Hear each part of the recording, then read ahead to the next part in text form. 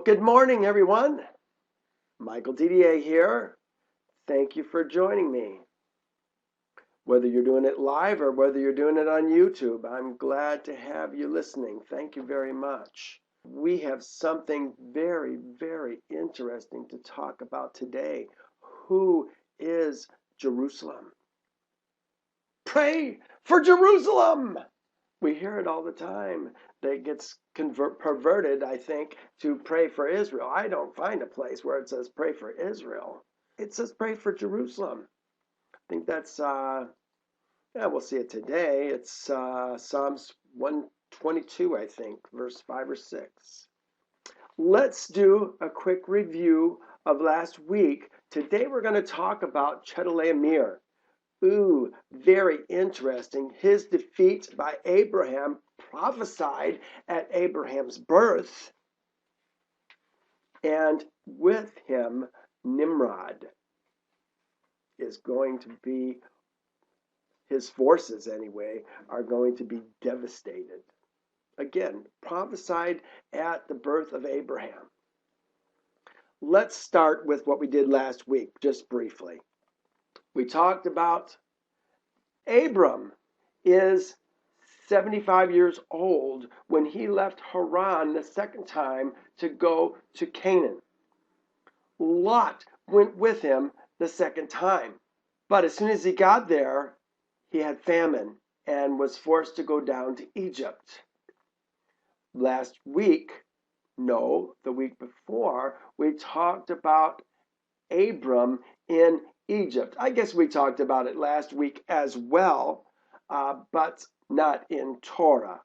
So he went down to Egypt, and Pharaoh took Sarai, wanted to make her his woman.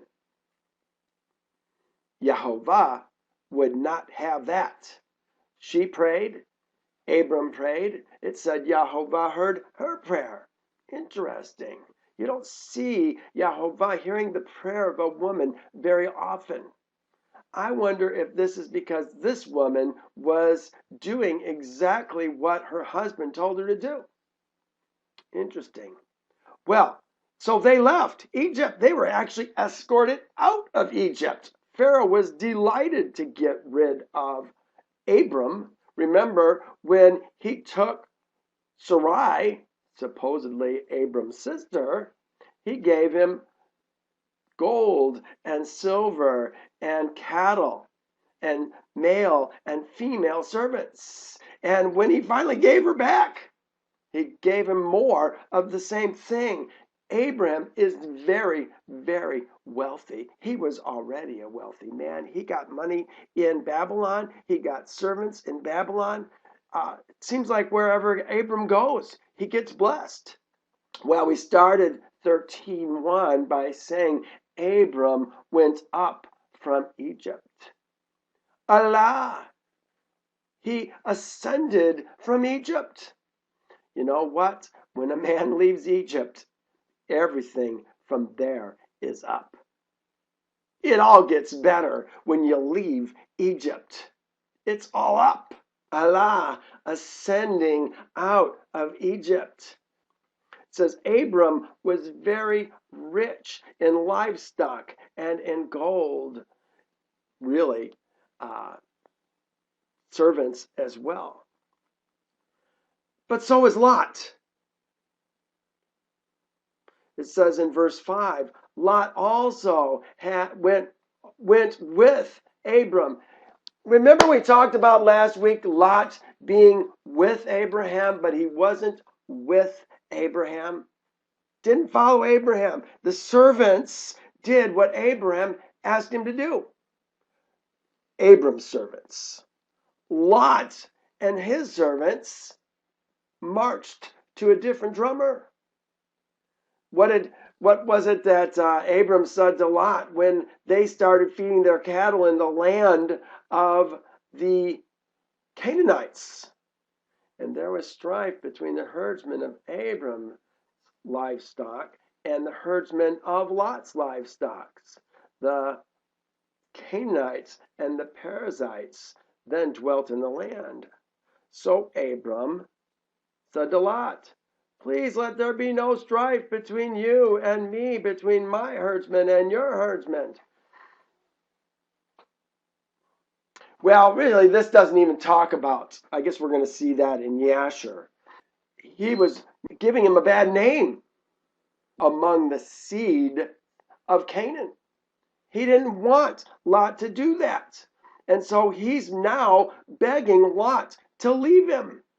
Remember, it's a little bit different when you got a relative versus a servant or a woman. Your woman is going to obey you, or she's not going to be your woman. Your servant is going to obey you, or you're going to sell the servant. But it's a little bit different when you have a relative. He's saying, please leave me. Go away. Is not the whole land before you? Please separate from me. Well, Lot went to Sodom. This one says he dwelt, where did it say? Lot dwelt in the cities of the plains and pitched his tent even as far as Sodom. Yasher says he lived in Sodom. He moved to Sodom. And we saw it was the men of Sodom who were exceedingly wicked. It's not about the ladies, it's about the men. Women follow the men.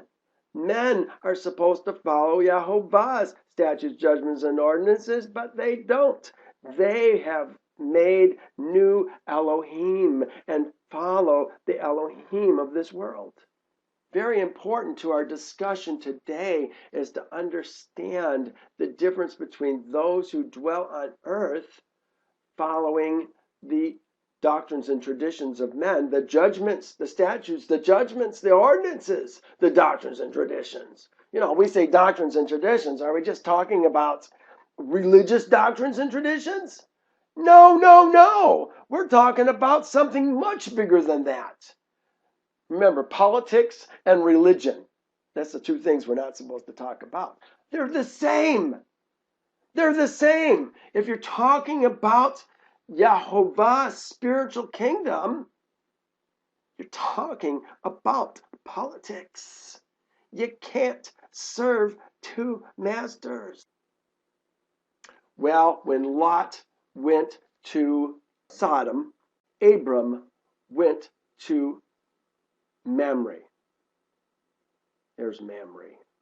And Abram moved his tent and went and dwelt by the oaks of Mamre. Mamre's oaks, which are in Hebron, and he built an altar there to Yehovah. We went from here, and then we read 2 chapters. You know what? We read Yasher first last week, didn't we? I'm giving this to you in a little bit different order. I would have been better to present it the other way around. I'm sorry about that. But let's go here. We talked last week in Yasher about a man called Rickion. You remember Rickion? He was poor, indigent, but it said he was of beautiful appearance, understanding in all wisdom, wise man. Well, he worked it out through the strength of arms. This is how the world is. They operate by fear and intimidation. What did he do? He hired a bunch of, what did they call them? Rebel from the city. And they came with their weapons of war. They guarded the place of burial in Egypt and would not allow anybody to bury their relatives without paying, I think it was 200 shekels of silver. He became rich. And because of what he had done, he finally got the audience he wanted with the king of Egypt. His name was Ahasuerus. There it is right there. Ahasuerus, the son of Anam. We saw that Anam was one of the sons of Anam, Mitzrayim, the son of Mitzrayim, second-born son, Anam. He was the king of Egypt at that time, came out once a year. Couldn't get an audience with him. So Rikkion did something so that he could get the audience that he wanted. Really did something supposedly in the king's name. Well, so it all came out that he ended up being the one sitting in the gates. He's the one that's having the intimacy with the people. And through that, he usurped Ahasuerus, the king of Egypt's throne, and took it over for himself. I wonder if it was that man, Rikkion, who was the Pharaoh when Abram came there with Sarai. I think he probably was. At any rate, we talked about this, 16, 15. It said that year, this is a backtrack, that year, the year that they left Abram and Lot, left Haran with all that they had. Remember, Abram probably had close to 1,000 people in his entourage, his gates, his moving city. As he left Haran, probably 600 of them were men, some old, some young. 318 were of fighting age, trained for war, born in his house. Wow, we're going to see that today as well. But it says that he went down to Egypt. And again, we talked about Sarai. I really don't want to go through all this again. She wanted to be, or Pharaoh wanted her to be his woman. She prayed. We've discussed this by what we had just talked about. Oh, this was an interesting thing that I think we should mention again. Remember, when he gave him the silver and gold the second time, here it is, he gave him more cattle, more servants, men servants, maid servants, and silver and gold to give to Abram. He returned unto him Sarai his woman.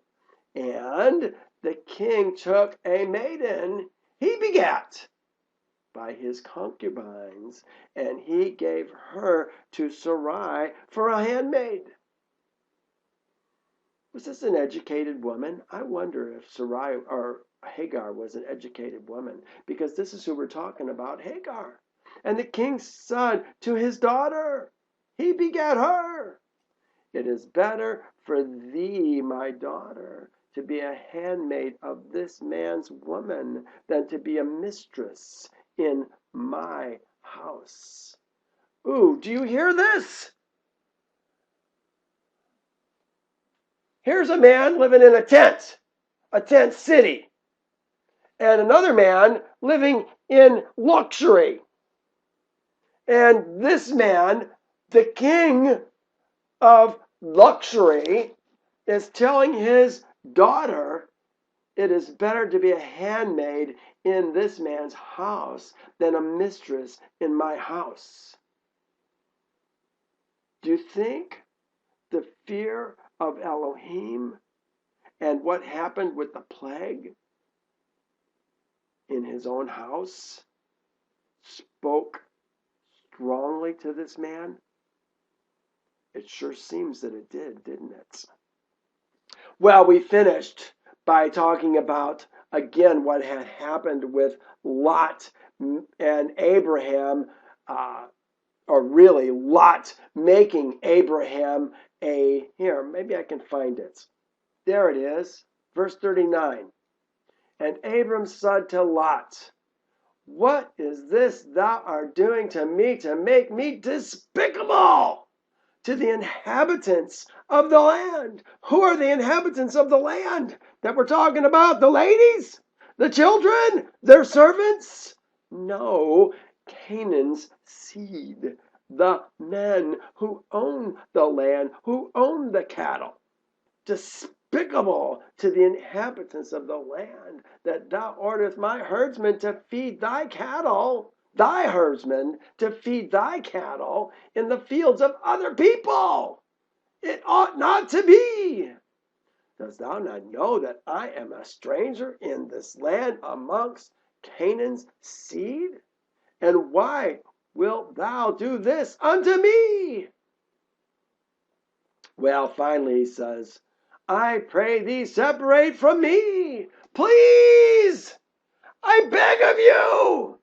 Pray. I pray thee. Supplicate thee. Go choose a place where thou mayest dwell with thy cattle and all belonging to thee, and keep thyself at a distance from me, thou and thy household. You know, it never talks about Lot being married. Was he married at this point? Remember, he was 43 years old when they left. No, they were 43 years old when Abram was 50 and married Sarai at 40. Now it's 25 years later. You think in the last 25 years he got married and had some kids? How many people did he marry? Was there possibly more than one woman in his life? I'm going to suggest that maybe there was, based on something that I found here in Yasher.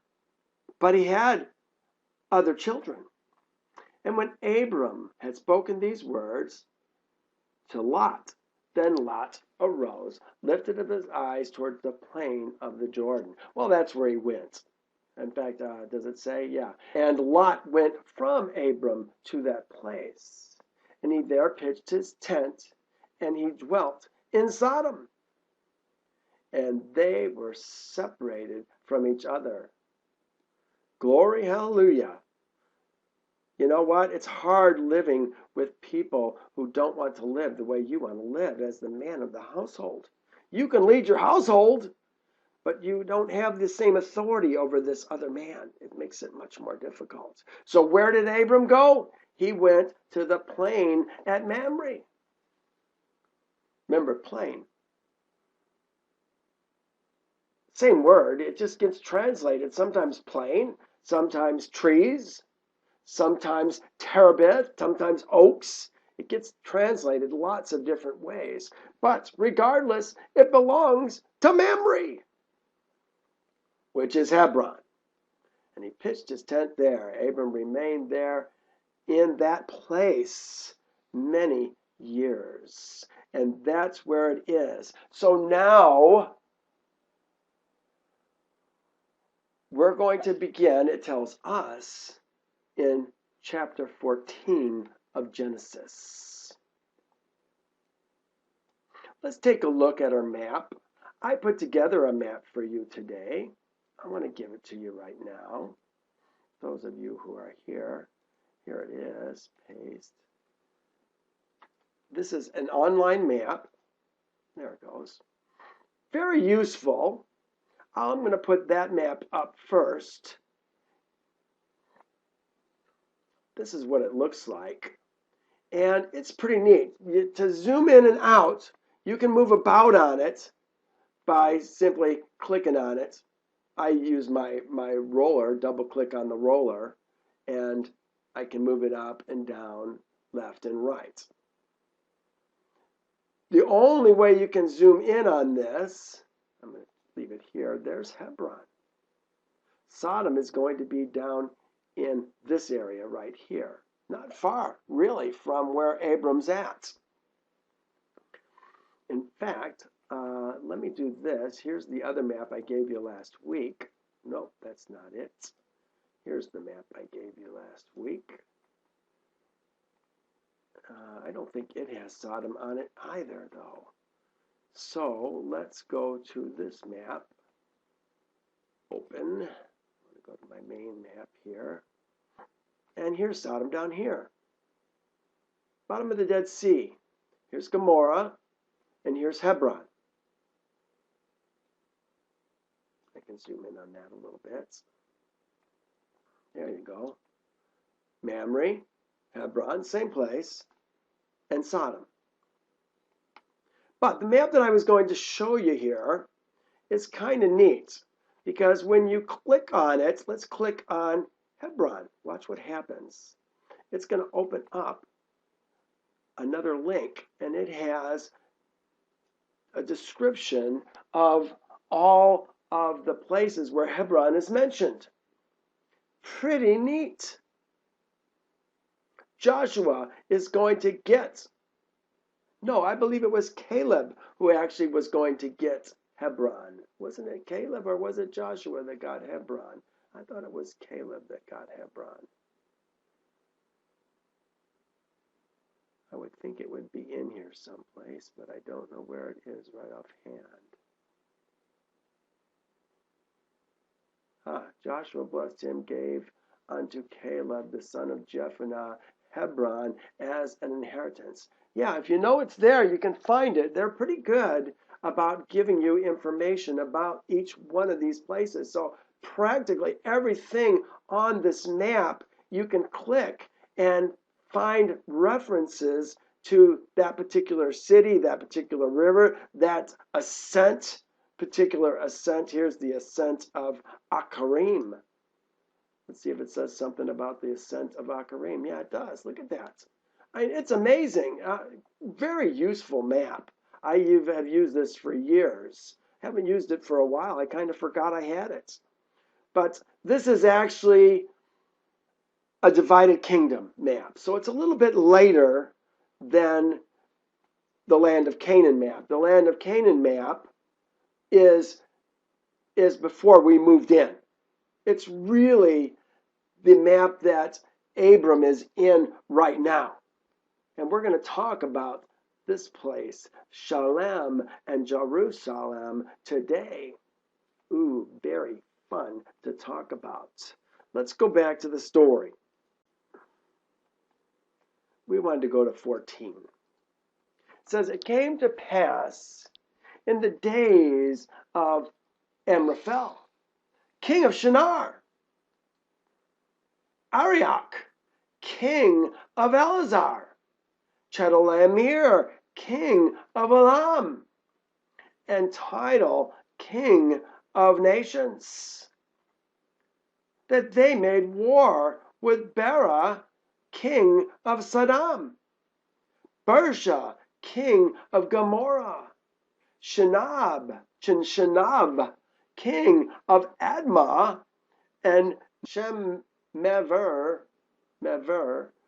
king of Zeboim, and King Bela. That is Zoar. There's no definite article there.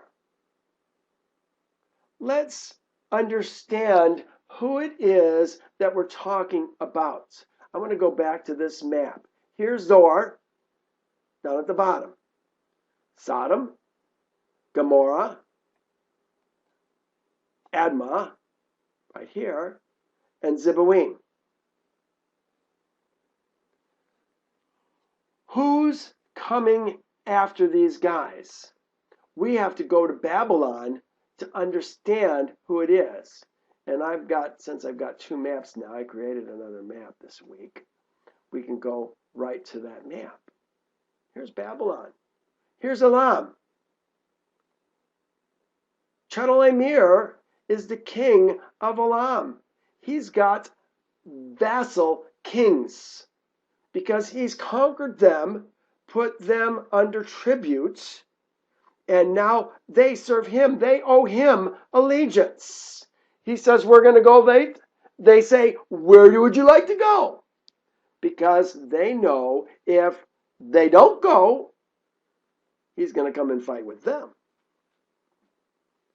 So, one of his vassal kings is the king of Elazar. Here's Elazar. right here. Here, let me turn this off. This is the political boundaries. Here is, and I can even zoom in on this 10. Here's Eleazar. He's probably put all these kingdoms under his authority, but Babylon is one of them. Babylon and Kish are together. Here's Babylon, right in this area, on the plain of Shinar. Amraphel is Nimrod, one and the same. Remember, Amraphel got his name, I think it was a derogatory name, because of the people who died in building his tower. So when we, are you surprised to find out that Abram knew Nimrod? You know what? Nimrod is introduced in chapter what? 11? 10? Abram is introduced in chapter 12. And now in chapter 14, here is Nimrod coming down. Really, you know what? They put Nimrod first. Let's take a look at it. It says, and it came to pass in those days, in the days of Amraphel, king of Shinar. Okay, I guess they don't really say who's leading whom, but we know from Yasher that it's Chedorlaomer who's leading Amraphel, Arioch, title. Why? Because remember last week we saw that it was Amraphel, Nimrod, who came to battle with 700,000 men. He came to battle with Chedorlaomer. And Chedorlaomer with, wasn't it like 7,000 men? Whomped him good. I think it was 7,000 men that he used. And he killed 600,000 of Nimrod's men. Wow, a lot of men are dying. So now, years later, here he is heading south to make war with the 5 kings that are around the Dead Sea. Here's where it actually talks about Nimrod getting his name. This is Yasher. And Nimrod dwelt in Babel, and he there renewed his reign over the rest of his subjects. This is after the fall of the tower. And the spreading of his people, they were his people. They all were following Nimrod. The spreading of his people all over the earth, which is what Yahovah told them all to do. Be fruitful, multiply, fill the earth. Well, he can't force you to be fruitful, but he can make you fill the earth. And that's what he did, so they wouldn't do this again. Gave him different languages. And he there renewed his reign over the rest of his subjects, and he reigned securely. And the subjects of the princes of Nimrod called his name Amraphel, saying that at the tower his princes and men fell through his means. I think this is a pejorative, a derogatory term, Amraphel. Well, here then is, maybe we're jumping a little bit ahead, but I want you to see this because we're going to see this when we go through it in Yasher, but I want you to see it now. It says, at that time, Chedorlaomer, king of Elam, sent to all the neighboring kings, to Nimrod, king of Shinar, who was then under his power. There it is. And to title, king of Goyim, king of nations. I couldn't find that on the map. And Arioch, king of Elasar. I showed you where that was. With whom he had made a covenant, saying, come up to me and assist me that we may smite the towns of Sodom and its inhabitants, for they have rebelled against me these 13 years. So he's going down specifically to take out Sodom, Gomorrah, Admah, Zeboim, and Zor. They were under his authority for 12 years. In the 13th year, they rebelled. And now, 13 years later, he's going down to deal with that problem. And he's taking 800,000 men with him. Verse 3. And these joined together in the valley of Sadim. That is the Salt Sea. 12 years they served Chedorlaomer. And in the 13th year, they rebelled. There it is right there. In the 14th year, Chedorlaomer and the kings that were with him came and attacked. Now look at what they're attacking. Ashtaroth, Ham, Kiryat-Haim, and the Horites in the mountain of Seir, as far as El-Paran, which is by the wilderness. It says, then they turned back and came to En-Mishpat, that is Kadesh, and attacked all the country of the Amalekites. Amalekites. Oh, we got to talk about that too. The Amalekites. And thus the Amorites who dwelt in Hazan Tamar. Well, let's talk about what is actually happening here. You know, it's one thing to read it. It's another thing altogether to actually see what's going on. And this is why the second time I went through Torah, I looked at every place where I could find. If it had a city, I checked it out. I wanted to find out where that city was. So let's talk about what's actually happening. I want to go back to my map. Here we have from Elam, right here, Elazar, Babylon, and one other, the kingdom of the Goyim, the kingdom of the nations. 800,000 men are coming up. They're going to come north and then west. The first place they're going to go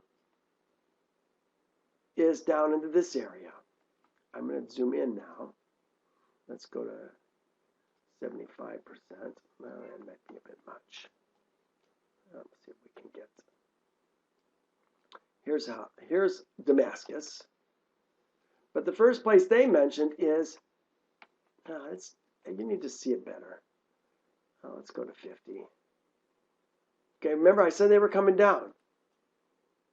They're coming from the north, probably on this trail right here. Here it is, Ashtaroth, the first place they went to. Then it said they went to Ham. Then it said they went to Kiryat-Haim, right here. What's happening? Think about this. We have 800,000 men coming through this part of the world. They are killing every man that they find.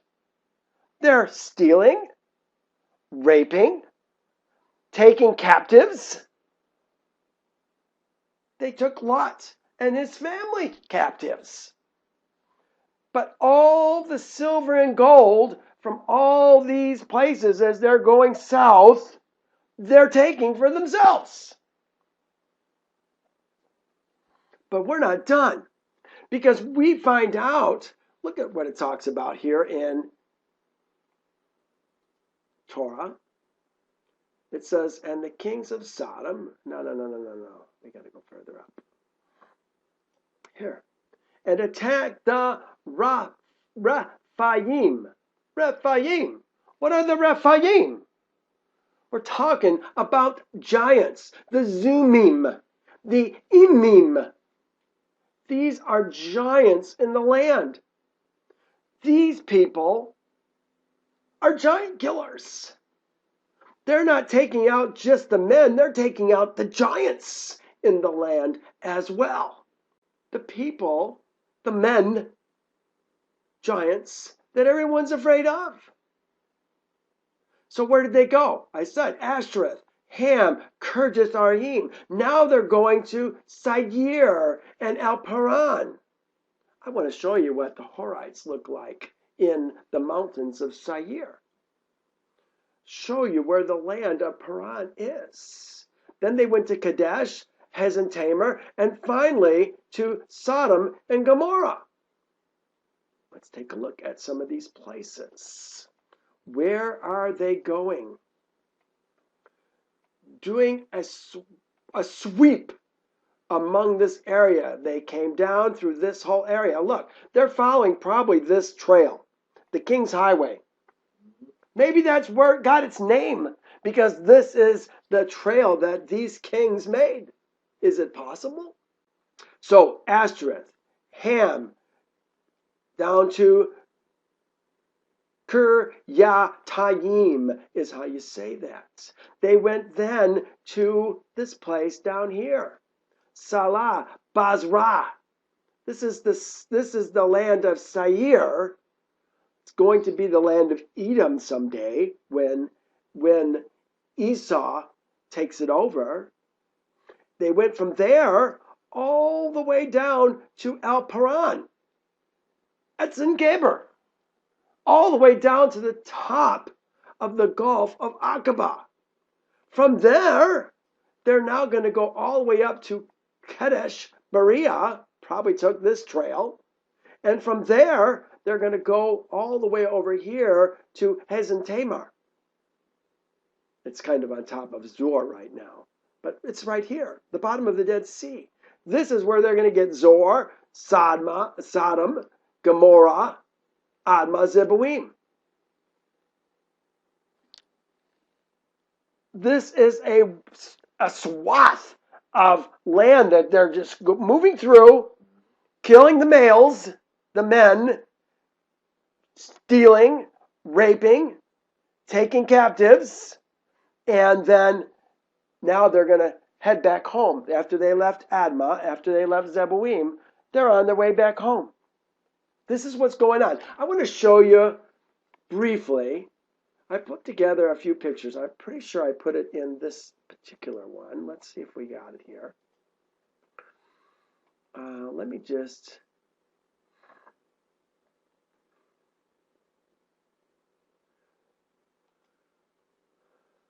Here. Remember I talked about the Raphaim, a race of aboriginal early inhabitants east of the Jordan. Ashtoreth, Karnaim, in the valley of Raphaim. They associated with other giant races as Emim and Anakim. Remember we talked about the Anakim, Zazumim, okay, called also Zuzim, giant race, a race of giants. Here we have the Emim. Let me move that up for you a little bit. There you go. People described as great and many and tall as the Anakim who dwelt on the east of the Dead Sea. That's what we're talking about. The Emim who were in, where were they at? They were in Kiryatayim.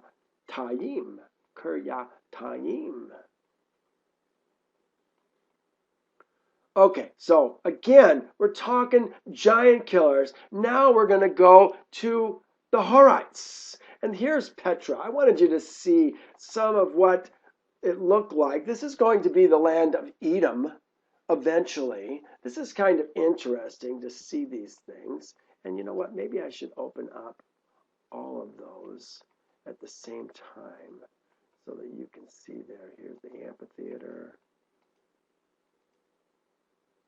Yeah, that'll open them all up as we go. We can look at one at a time. Here you go. This is Petra. This is where these guys are living, carved into the rocks. You probably recognize this area from one of the Raiders of the Lost Ark. Who is the star in that? Harrison Ford. Well, Harrison Ford. Yeah, what it was the character that he played. Right here it is again, built right into the rocks. Here's an amphitheater. Here's the last one. These are really cool. You can actually, some of these you can do a panorama of. Yeah. How does it work? Well, I don't know how it works right offhand, but some of them actually have a panorama that you can do. I don't know how to turn it on, but you can actually go around at the whole 360 degrees and see all the stuff that's around. It's pretty interesting to see where all these places are. But this is, again, where these 800,000 men are going through. Stealing, killing, raping. Rape and pillage. Yeah, rape carries as rape and pillage. Yeah. Okay, let me go back to our story. Horites, talked about them. Then they turned back and came to Kadesh. We talked about Kadesh and where that was at. Look, it says they attacked the country of the Amalekites. You know what? You see this kind of thing so often. Amalekites. How can there be a country of the Amalekites if the Amalekites come from Esau and Isaac hasn't even been born yet? Remember, Isaac is the one who begets Jacob and Esau. Amalek is the son of Esau. So there can't be Amalekites yet. But yet it says attacked all the country of the Amalekites. Well, again, we have to sometimes be smarter than what we're seeing in Torah. There are no Amalekites. There are Amorites, because an Amorite is the son of Amari, who is the son of Canaan. So there were Amorites in Hazen Tamar. Remember, that was the one that right at the bottom of the ascent of Akabim. That's a pathway going up very, very steep hills, gaining probably 1,000, close to 2,000 feet as it comes out of the valley of the Dead Sea. Very, very interesting to see some of this. Okay, so then we're down to this part. It says, and the king of Sodom, the king of Gomorrah, the king of Admah, the king of Zeboim, and the king of Bela, that is Zor, went out and joined together in the battle in the valley of Siddim. Okay, again, remember they had kind of the battle way up here. It says all these joined together in the valley of Siddim. That is the Salt Sea, the valley of the Salt Sea. So now they give us all the information. So that's the big picture. Then they're going to break it down. And so now we're back to the battle here in verse 8. And joined together in the battle in the valley of Siddim against who? Chedorlaomer, king of Elam. That's really who it was about.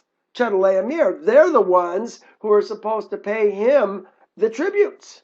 But they stopped paying it. And so now payback is come to them. Now the valley of Siddim was full of asphalt pits, and the kings of Sodom and Gomorrah fled. They ran away. Some fell there, and the remainder fled to the mountains. There's mountains up the hills. East and west, there's mountains. And they took all the goods of the 800,000 men, took all the goods of Sodom and Gomorrah and all their provisions and went their way. So they're not only taking silver, gold, precious stones. They're taking goods, provisions, possibly. Could that be what we're talking about? His goods, provisions. Yeah, maybe we're talking about silver, gold, but you know what? Got to feed an army, don't you? 800,000 men, you got to feed an army. So yeah, they're going to take provisions as well, probably going to eat them on the way. And they departed. It says, then one who had escaped came and told Abram. The Hebrew. Isn't it cool? Abram is called the Hebrew. The Hebrew. I wonder if it says actually the Hebrew. I think it would be interesting if it does say the Hebrew. Ha-Eber. Ha-Eber. Ha-Ebri. The Hebrew. Abram is called the Hebrew. Do you think Abram has a reputation? Do you think that the things that happened in Babylon when he got thrown in that fiery furnace have followed him all the way down to this part of the world? I bet it has. He's the Hebrew.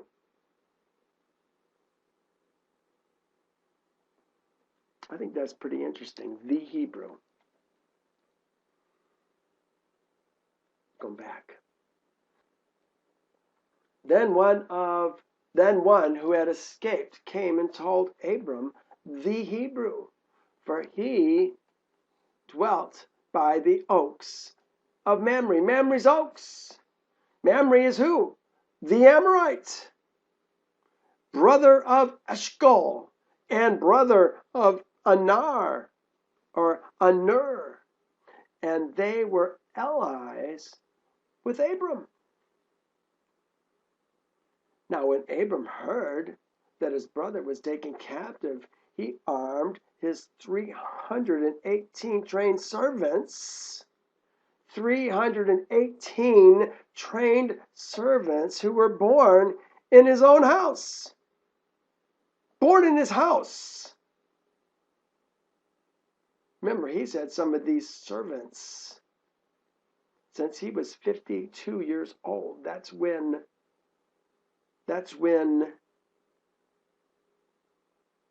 his eldest servants, Eliezer, thank you, Carrie. Yeah, Eliezer and Onai were given to him by Nimrod after he came out of the fiery furnace.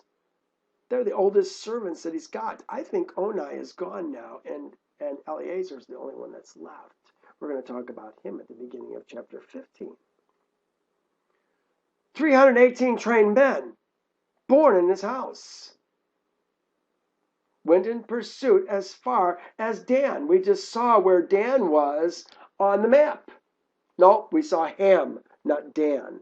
Dan is a little bit east of that, but they're going further north. That doesn't make sense. Yeah, well, here, let me show you where it is. They're coming here. They're going to, remember, these men came down one side, all the way down to El Paran, out to Kadesh Berea, to Tamar. They came up the east side, that would be the west side of the Dead Sea, and now they're heading back home, and he's going to catch them out here. Dan is in this area, and here's Damascus up here at Hobath, or Hobah, right here, just north of Damascus.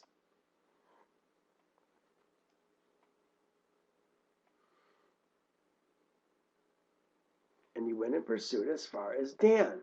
He divided his forces against them by night. Look at, here's 318 men, maybe a few more because you got the brothers and some of their servants. But we're not talking a large group of men compared to 800,000, are we?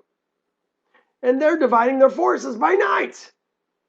And he and his servants attacked them and pursued them as far as Hobah, which is north of Damascus. Just showed you where it's at. So he brought back all the goods. Well, it says he attacked them. What a ripoff. What a ripoff.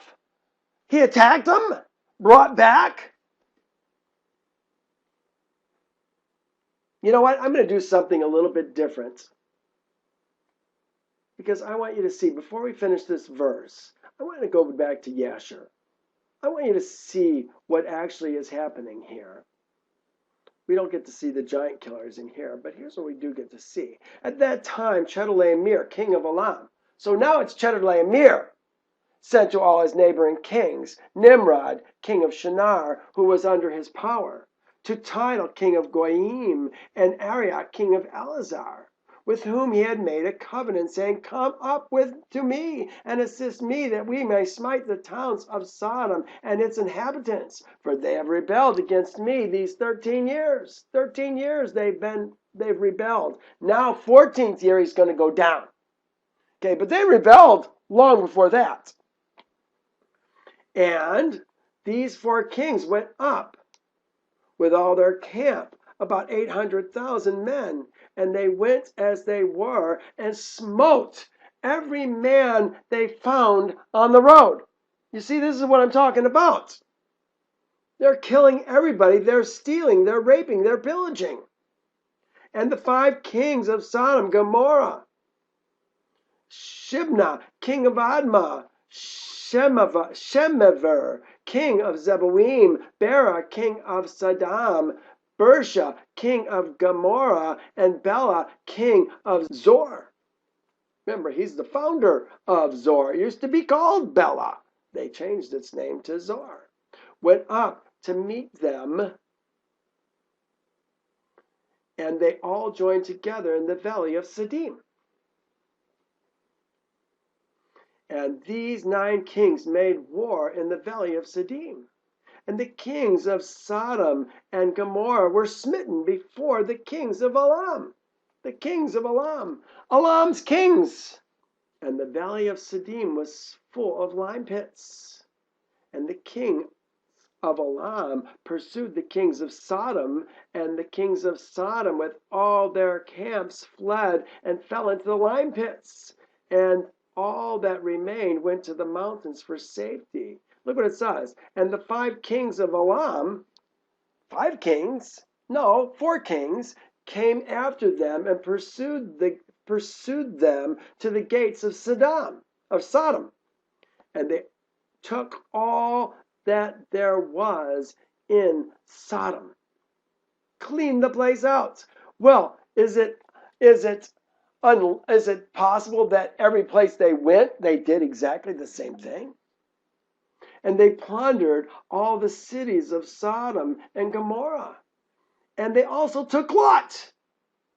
Well, does it say anything about taking his wives or his children or his servants?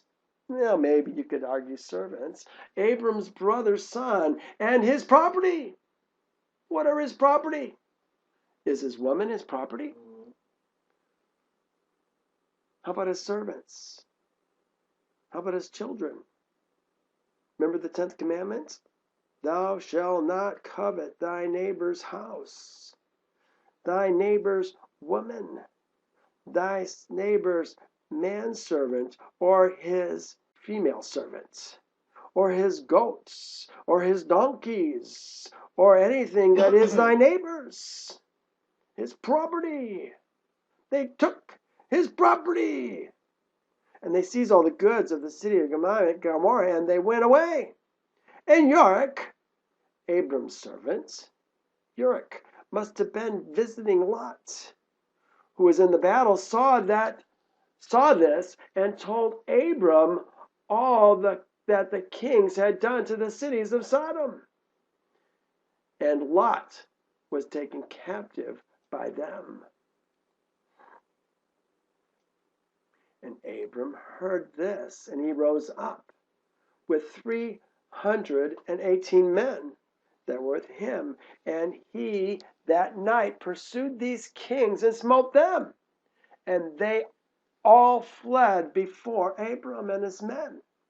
And there was none remaining but the 4 kings who fled, and they went each his own road. Hear that? All Torah says is that they recovered their goods. We don't know there's 800,000 men. We don't know what happened here. This is miraculous. 318 men versus 800,000 men is 1 to 2,516 odds. We're not talking 10 to 1 odds. We're talking 2,500 to 1 odds. This is what happens when you fight with the Hebrew. People are going to want to fight with the Hebrews later on, the ones who's crossed over. And it's going to be every bit as bad. Now it says, and Abram recovered the property of Sodom. And he also recovered Lot and his property. His, look what it says, his women, his wives and little ones, and all belonging to him. So that Lot lacked nothing. Now we can go back to Torah. So he brought back all the goods, and also brought back his brother Lot and his goods, as well as, look what it says, the women and the people. The women and the people? Isn't that an interesting thing to say? Aren't the women people? Ha-nashim is women. Ha-nashim is the plural word for women. The women. It says the woman. Not his woman, the women. But I think we're talking about Lot's women and Lot's people. Who are Lot's people? His children and all belonging to him. Servants, male servants, female servants. How about goats? How about sheep? How about cattle? Did they steal those when they were going? Well, you could really clean out a place, couldn't you? But look at that. The women and the people. Ha'am. Ha'am. We see ha'am all through the scriptures. People. Practically every time when it says people, we're talking about men people. Not lady people, men people. Keep that in mind. Very rarely does it include the ladies. But see, when we want to understand this in the light, really the darkness of what we think we already know, we get it wrong. Was there any ladies going off to battle? Were there any ladies that they killed among these 800,000 men? I'd say probably not. There certainly were no ladies fighting with Abram.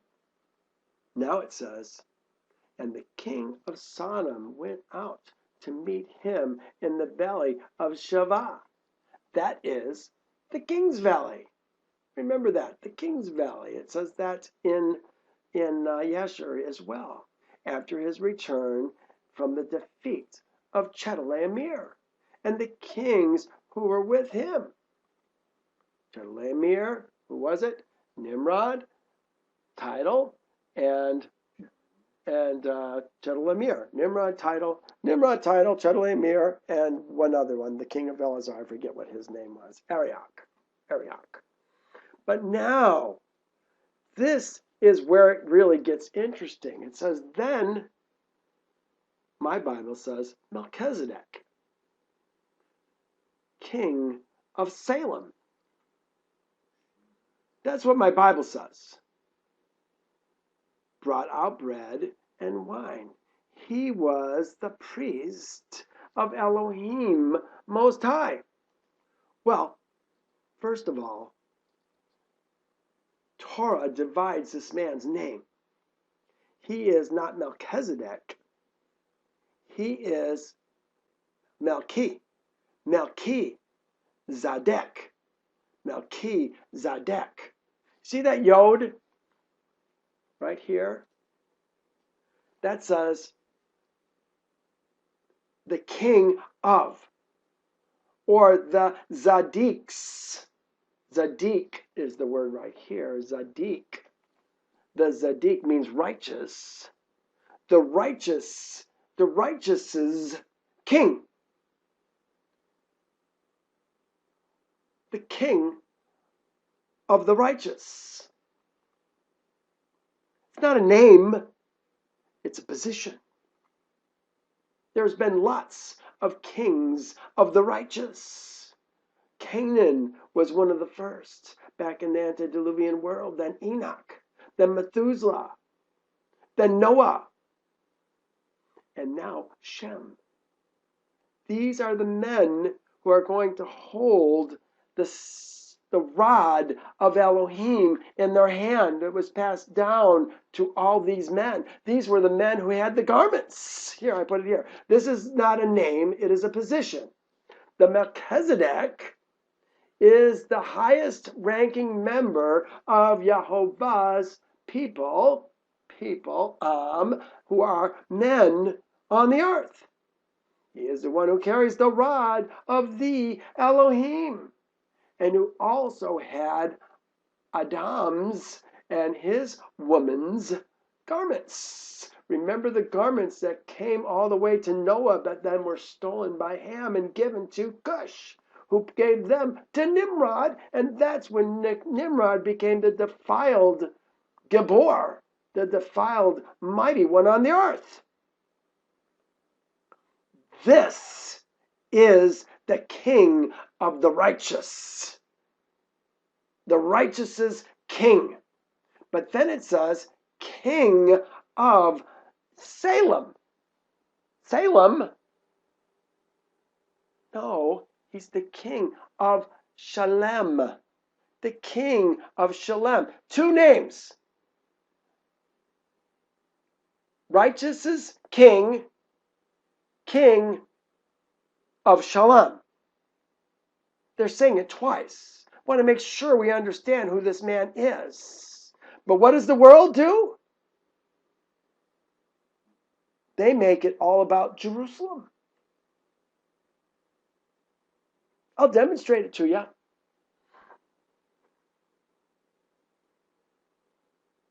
Let me go through my note here. Here, let's do this. Let me just go to practically any one of these maps. Look, here is Kirjath Arba. Let's go to the top of the Dead Sea. Here's Jerusalem. Salem. Is this the place that we're talking about? Salem? Jerusalem? When did Jerusalem get its name?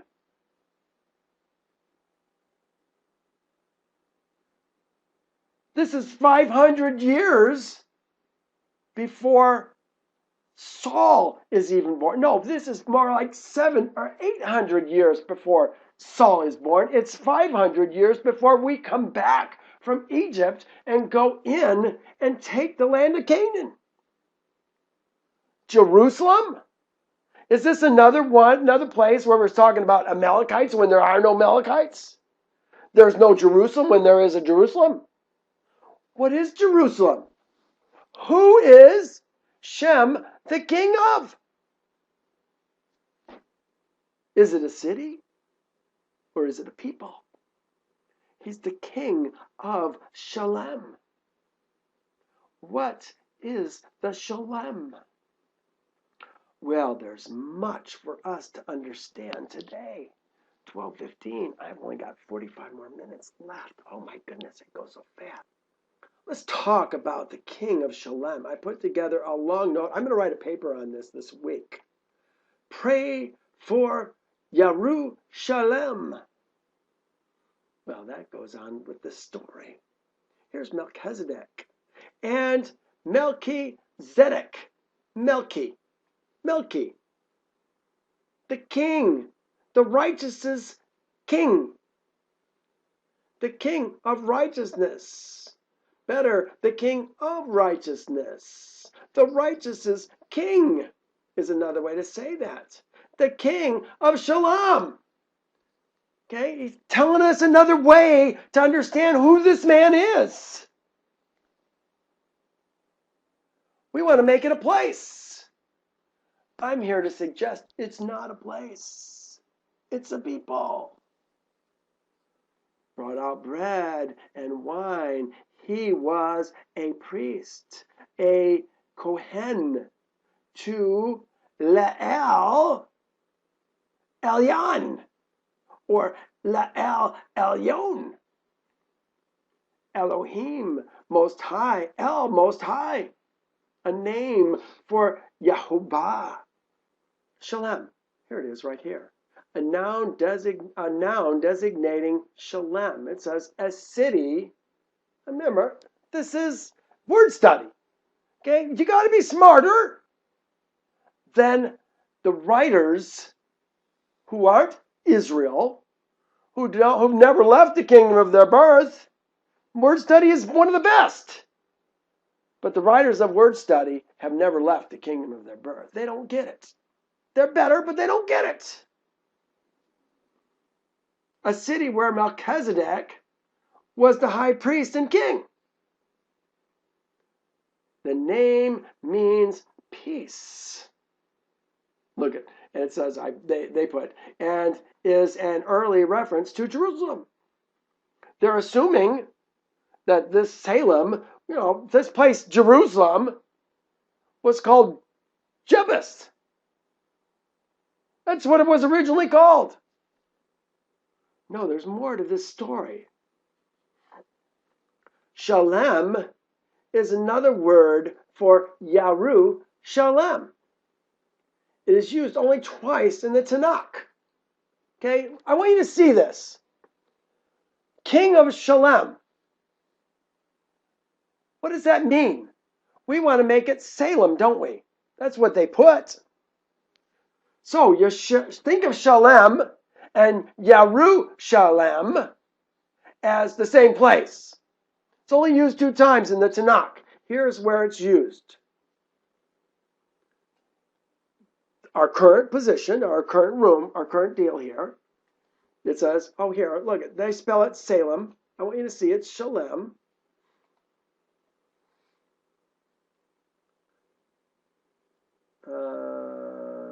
Where is it? Shalem. Well, I guess some of them make it Salem and some of them make it Shalem. Here it is, Shalem. Now, some of them make it Salem. Shalem. It has to do with the transliteration when we're switching from the Hebrew letters to the English letters. Then you see Kiryatayim didn't look anything when I'm reading it to what it was written in the English, right? That's kind of where we're at with this. And that's how we are with so many of the Hebrew words. Here's the 2 places where it's mentioned. This one, king of Shalem, brought out bread and wine. He was a priest of Most High. Here's the other one. And Shalem, I guess I better put the H in there. And actually, I think I'm going to take out the S as well. In Shalem also is his tabernacle and his dwelling place in Zion.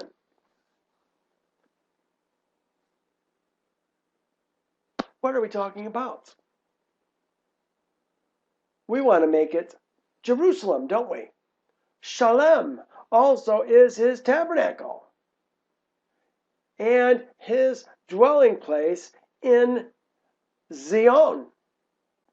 Melki-zedek is the king, the melek of the city of Shalem. What city are we talking about? Is this a physical city? Or are we talking about a heavenly city? See, this is what we're talking about. And we don't get it because we are men of the flesh who think flesh when we're supposed to be thinking spirit. He is overseeing an invisible city. We will see that Jehovah dwells in the midst of those who shall lead peacefully. This is what Yeru-shalem is going to mean.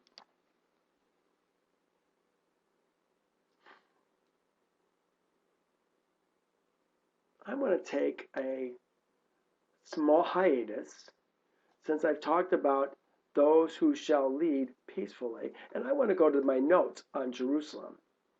This is Yaru, Yod, Resh, Vav, Shalem. There's the Shalem. Well, that's Shalem. That's the Shalem. The whole thing is Yeru-shalem. But here's what I want you to see.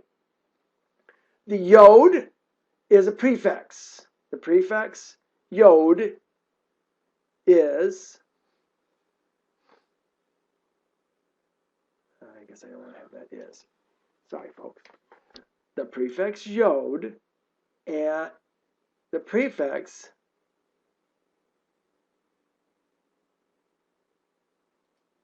let's do this, is the Yod. All right. The prefix is the Yod, and the suffix Vav form the verb conjugation, which is imperfect, third person, masculine, plural, which says they shall something. They shall. They shall. Here, you know what? A very useful tool. I saved it for you somewhere. How did I do that? I know what I did with it. I'll give it to you right now because I want you to have this. This, if you're going to decode Hebrew, you've got to have this tool. I put it in the public. And here it is, Hebrew word tense. Copy the public link and open the verb tenses. There it is. Let me give it to you now. Here's the link to this picture. This is really a useful tool. There you go. Now let me just show you how it works. Okay, here we are.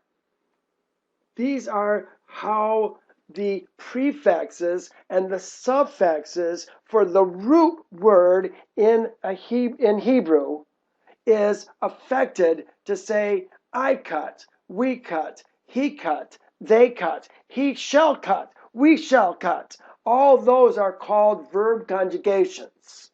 The one that we're interested in is this one down here that has the Yod and the Vav. They will cut, or they shall cut. Okay, this is what we're talking about with Yaru. Yaru. We got the Vav, and we've got the Yod as the prefix, the Vav as the suffix, which says masculine, plural. Here we go. Imperfect. There it is. Imperfect. Masculine, plural. Third person. They. Helps us decode the words. So now, let's go back to where we were. And we've got the resh is the root of this picture word. Well, let's take a look at it. It says, in this case, the Hebrew picture they modify. They shall resh is the resh. Here's what Jeff Benner says about the resh in the ancient Hebrew lexicon of the Bible. The ancient picture for this letter is a head. The head of a man. This letter has the meaning the head or man as well as chief. Head, man, as well as chief, top, beginning, or first. Talking about they. Who's the they? They shall. Talking about the head. The man. I think they shall lead peacefully is what we're talking about. These men are the chief, the top, the beginning, the head of the family. They lead, don't they? But they lead in peace. How does the world lead? They lead right here, but as opposed to the kingdoms of this world who rule by force and intimidation. Yehovah's kingdom rules, leads by peace. Yeru-shalem, Yeru-shalem leads through peace. Brondry Briggs calls this, I think I have it in here. Maybe I've got it in the other side. Well, take a look. Oh, there it is right there. Teaching of peace. Teaching of peace. I think it's more than teaching of peace. I think it's leading. Leading. How did I say it? They shall lead peacefully. This is what Yehovah wants for his kingdom. He wants those who lead peacefully. Those who come to us, make ourselves our servants, have a choice. You can become our servants or not. Don't care. Not going to force you to do anything. You can come and be Yehovah's servant. Not going to force you to do it. Because his Yeru-shalem are the men who lead their gates peacefully. Oh, this is such a beautiful picture for us to understand. I want to go back now to my study notes. The shalem are a people at peace with Yehovah. The shalem are the contented ones who have restored Yehovah's image in their life, his Ezra men. Ooh, are you starting to see something? The Ezra men, the shalem, Israel's seed, Yeru-shalem are all synonyms for the same thing. Spiritually born sons of the Creator of all things. Men who have come back to the image of Elohim. This is a beautiful picture. The melki-zedek is the one who taught Abraham all that he knows about Yehovah. First it was Noah, and now Shem. Noah's still alive. And all those who carry the rod of Elohim. I've got a note about the rod of Elohim. We'll talk about it later on in some of these teachings. Can't do it all in one day. Well, now it gets interesting because I'm running out of time. I don't know what to do, you guys. It's only 12:32. Gosh, I've got so much I want to tell you. Here is the melki-zedek in Torah, king of Shalem. melki-zedek, the righteous king, comma, the king of Shalem, comma, brought out bread. Okay, both of those statements, melki-zedek and King Melech of Shalem, are describing the same person. He says he brought out bread, but now look what it says in Yasher. It calls him adoni-zedek, not melki-zedek. Now it's adoni-zedek. Most of us would call it adoni-zedek. But it doesn't say Adonai, it says Adoni. Just like it says Avi is my father, and Aki is my brother. This is Adoni, my master. Or in this case, Adoni is the Melech of Yeru-shalem. Who is Yeru-shalem? This is what we're talking about. Those men, what do we call them? Who lead through peace, or who lead peacefully.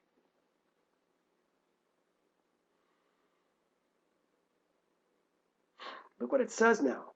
And adoni-zedek, the Zadik's master, king of Yeru-shalem. The same was Shem. Again, two different ways of describing who Shem is. Went out with his men to meet Abram and his people. Who are his people that he met? They're all men, aren't they? There's no ladies there. With bread and wine, and they remained together in the valley of Melech. There it is, the king's valley, the valley of Melech.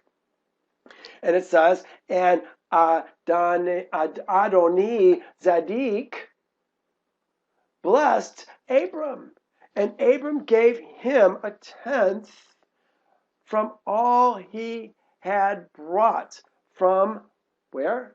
The spoil of his enemies. And adoni-zedek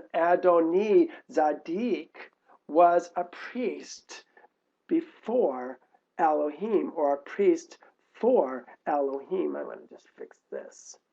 Help us to see this better.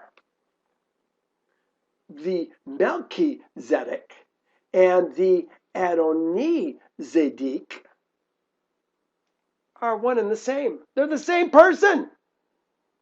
No different. They're both Shem, aren't they? So then I said, but where is the city where melki-zedek and Adonai, or adoni-zedek, is the king and the priest? This city is not a brick and mortar city. It is a holy, a spiritual city in which Jehovah dwells in the hearts of his spiritually born seed. Do you hear what's going on here? Yeru-shalem is the city of Elohim. But Yeru-shalem is not the city, it's the people. Do you hear what's going on here? The people who have Yehovah's Torah in their heart. We want to make it all about where? Jerusalem. That city in the east. But that's not what we're talking about. Here, I'll demonstrate it. This is the first time that the name Jerusalem is used, and that city does not yet exist. Okay, it's being used here in Yasher to describe adoni-zedek, king of Yeru-shalem. But in In Genesis, it's melki-zedek, king of Shalem. Well, they're both the same place, both the same man. What's going on? There is no Jerusalem yet. Here's the first time Jerusalem's going to be mentioned in the Tanach. Not even mentioned in Torah. It's mentioned in the Tanach. Look at where it says. Oh, it says about another adoni-zedek or another melki-zedek. This is supposed to be adoni-zedek. It's 500 years after Abraham meets with the true adoni-zedek, Shem. And the physical city of Jerusalem is still called Jebus. Okay? This is Joshua 10 that we're going to read. This is 500 years. This is when Joshua now is coming into the wilderness or coming into Canaan and taking it for Yehovah. This is after we've been in, remember, it was 70 years old that it said 430 years that we would be in Egypt. Well, we stayed 430 years plus another 40 years. That's almost 500 years. And now here's Joshua going in, and here's what it says. The world thinks Jerusalem is Jehovah's people. Pray for Jerusalem. Pray for Israel. This is what we're always talking about. Are they praying for me? I'm Jehovah's people. Carries Jehovah's people. Those who lead through peace or lead peacefully. Not forcing anybody to come into Jehovah's kingdom. I'm exhorting you to come into Jehovah's kingdom. Pleading with you to come into Jehovah's kingdom. But the world thinks Jerusalem is those people over there that took it by force.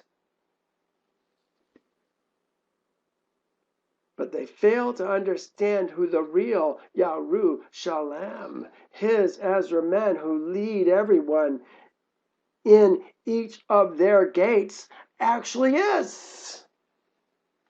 Here is Joshua 10. Look what it says. Now it came to pass when adoni-zedek, it calls him the king of Jerusalem. The king of Jerusalem heard how Joshua had taken Ai. Remember, Joshua is the one who's leading who? He's leading Israel, the Ezra men and their servants, to take the land of Canaan for themselves, for Jehovah's kingdom. They defeated Ai. This king didn't like it. He's called the king of Jerusalem. Is this Shem 500 years after this? No. This is a pretender. Heard how Joshua had taken Ai and had utterly destroyed it. As he had done to Jericho and his king, so he had done to Ai and its king. And how the inhabitants of Gibeon had made peace with Israel. Remember, they tricked us and were among them. Well, I got to go to this chapter because you've got to see what's going on here. Let's do this. Do a control underscore, and we'll go straight there. I got to read this chapter to you. I know it's late. I want you to see this. Now it came to pass when adoni-zedek, king of, I'm going to call it Jerusalem, because he's not Yeru-shalem. He's Jerusalem. And that's what we have today, a Jerusalem who pretends to be Yeru-shalem, heard how Joshua had taken Ai and had utterly destroyed it, as he had done to Jericho and its king. So he had done to Ai and its king, and how the inhabitants of Gibeon had made peace with Israel and were among them. That they feared greatly because Gibeon was a great city, like one of the royal cities, and because it was greater than Ai and all its men, because it was greater than Ai and all its men mighty. Then it says, therefore adoni-zedek, king of Jerusalem, sent to Hoham, king of Hebron, the king of Hebron, the king of Jarmuth, the king of Lachish, the king of Eglon, saying, come up with me, help me, that we may attack Gibeon, for it has made peace with Joshua and Israel's seed. Israel's seed, they're Yeru-shalem. What is going on here? Therefore, the king of the Amorites, the king of Jerusalem, the king of Hebron, the king of Jarmuth, the king of Lachish, the king of Eglon, gathered together, went up, they and their armies, and encamped before Gibeon, and made war against it. Folks, this is going to happen in the latter days. We didn't talk about Abram's birth. We had so much that we could have said about that.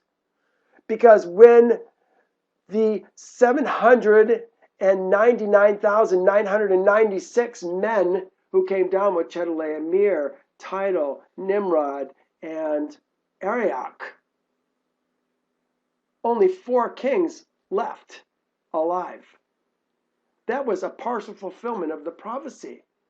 The last fulfillment of the prophecy is going to be when Israel's seed, Abram's seed, the spiritually born men, the holy city, Yeru-shalem, takes over the whole world for Yehovah's kingdom. Because the earth is Yehovah's and all those who dwell in it. That's what they're doing on a small scale when we take over the land of Canaan. And it's the king of Jerusalem who's trying to come against the true Yeru-shalem, the Ezra men, Israel's seed. This is a shadow picture. And the men of Gibeon sent to Joshua at the camp of Gilgal. Remember, he's on the Jordan River there, saying, do not forsake your servants. Remember, we were servants, water carriers, lumber carriers, wood carriers. Come up to us quickly, save us, and help us, for all the kings of the Amorites who dwell in the mountains have gathered together against us. Says Joshua ascended from Gilgal. He went up from Gilgal. He and all the people of war. Who are the people? Are there lady people going? No, the people, Ha'am, the Am, are men. With him, all mighty men of valor. Gibor of valor. Men. And Yehovah said to Joshua, do not fear them, for I have delivered them into your hand. Not a man of them shall stand before you. Joshua therefore came upon them suddenly, having marched all night from Gilgal. So Yehovah routed them before Israel, killed them with a great slaughter in Gibeon, chasing them along the road that goes to Beth Horon, and struck them down as far as Azekah and Makkedan. And it happened as they fled before Israel, and where the descent of Beth Horon, and on the descent of Beth Horon, that Yehovah cast down large hailstones from heaven on them, as far as Ascana, and they died. There were more who died from the hailstone than Israel's seed killed with the sword. This is all shadow pictures of the last days, you guys. Now look what it says. We're talking about fighting who? The king of Jerusalem. When Yehovah raises up the true Yeru-shalem, those who lead peacefully,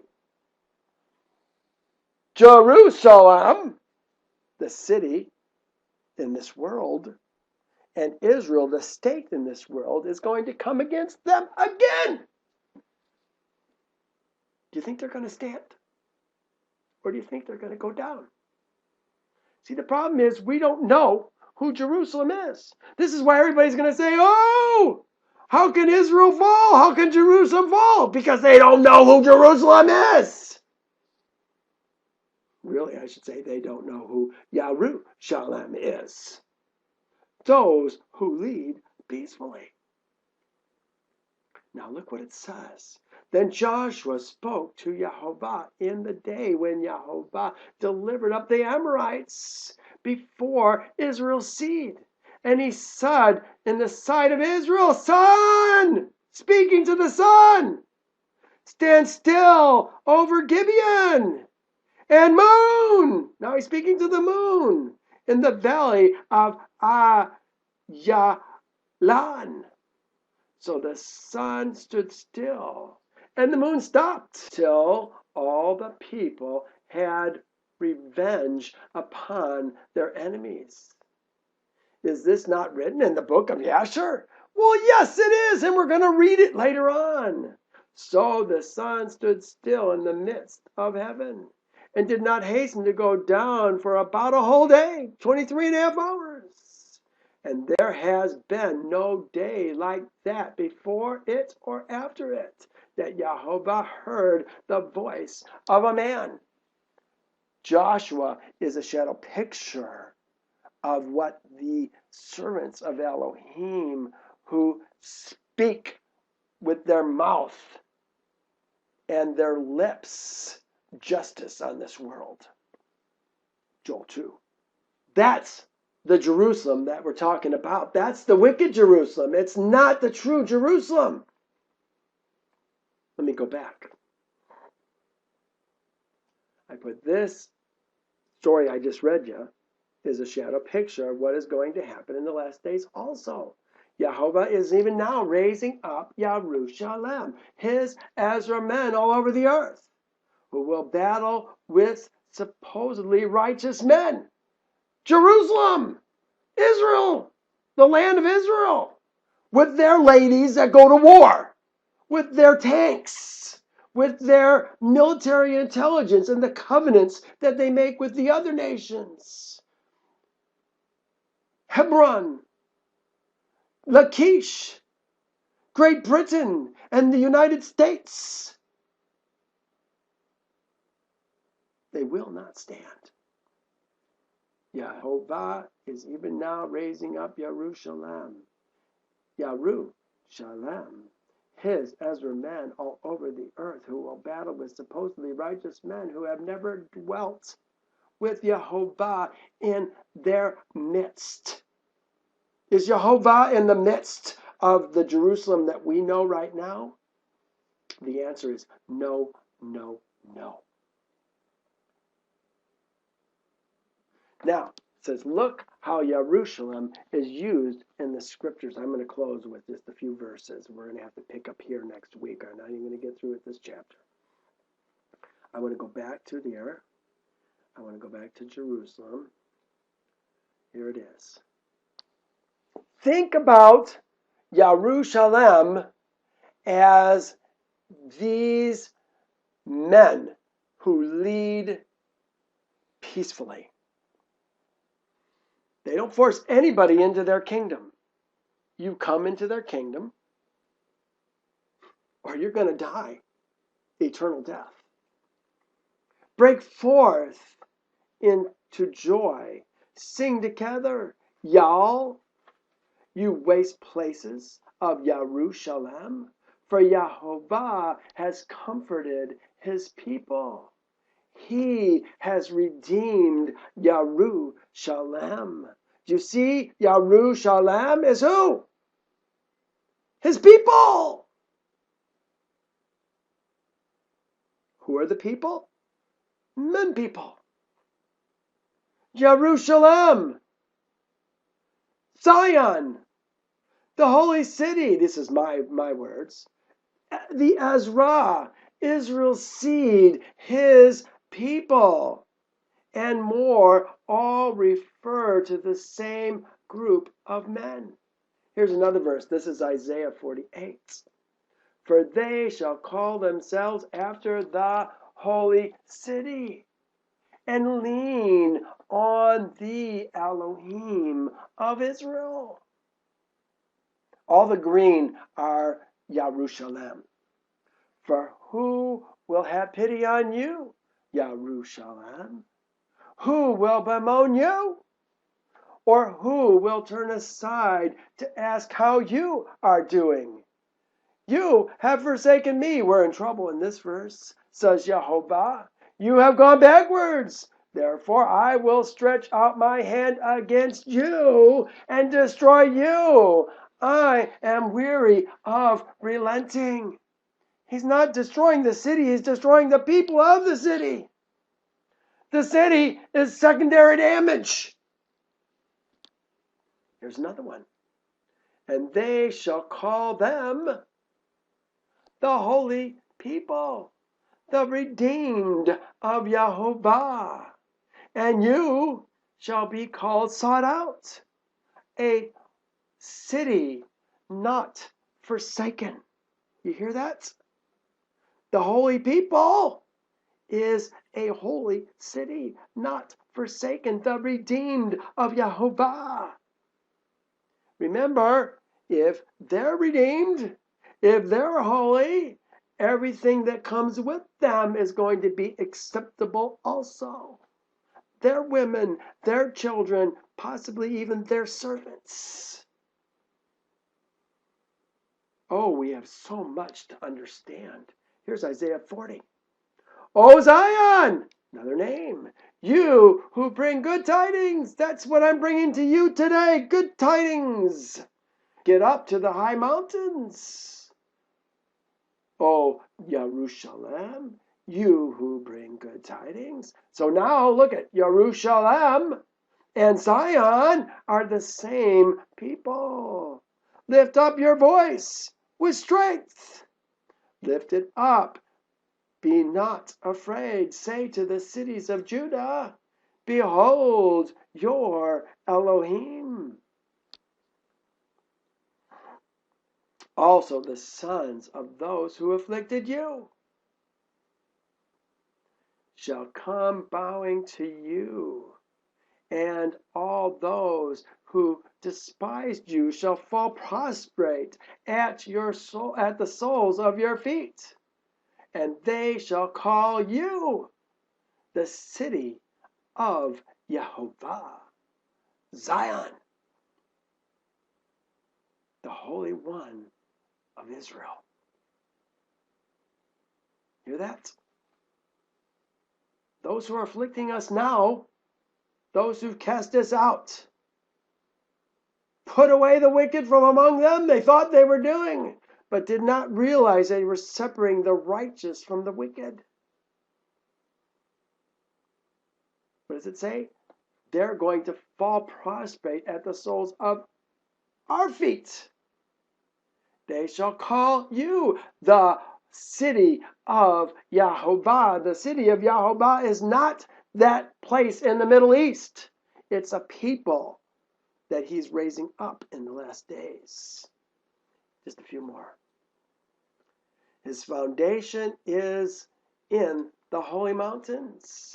Yehovah loves the gates of Zion. Remember, all his men are leading their families, leading their servants, their flocks, their cattle. That's their gates, the gates of Zion, more than the dwellings of Jacob. Remember, Zion is the spiritually born. Jacob is the physically born. Glorious things are spoken of you, gates of Zion. The city of Elohim. Look what it says. Salah. Now it goes on.